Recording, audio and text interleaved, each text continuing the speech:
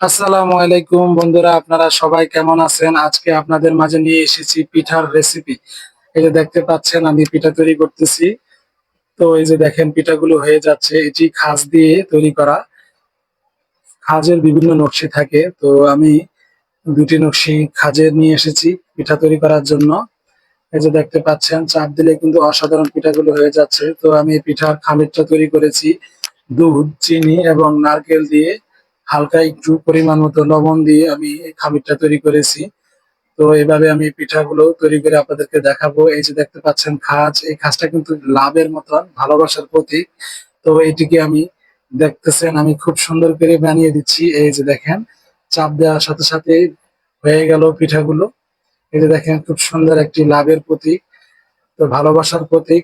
সবাই সবাইকে ভালোবাসা দিয়ে পাশে থাকবেন। এই যে দেখছেন ভাই, আমি কিন্তু বানিয়ে ফেললাম পিঠা। এখন আমি একটা প্যান বসিয়ে দিয়েছি, দিয়ে দিলাম তেল।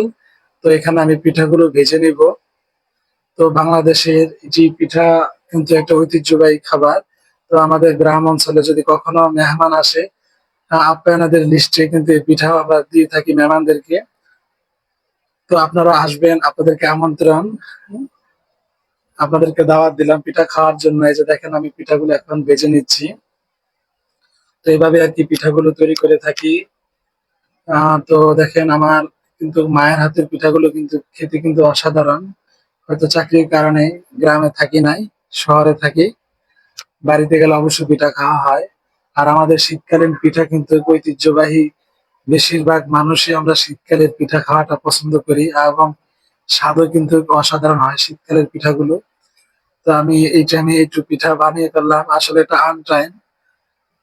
তো দেখতে পাচ্ছেন আমি এই যে পিঠাগুলো এখন উল্টিয়ে উল্টিয়ে নিচ্ছি, এক পাশ থেকে আরেক পাশ ভালো করে ভেজে নিব।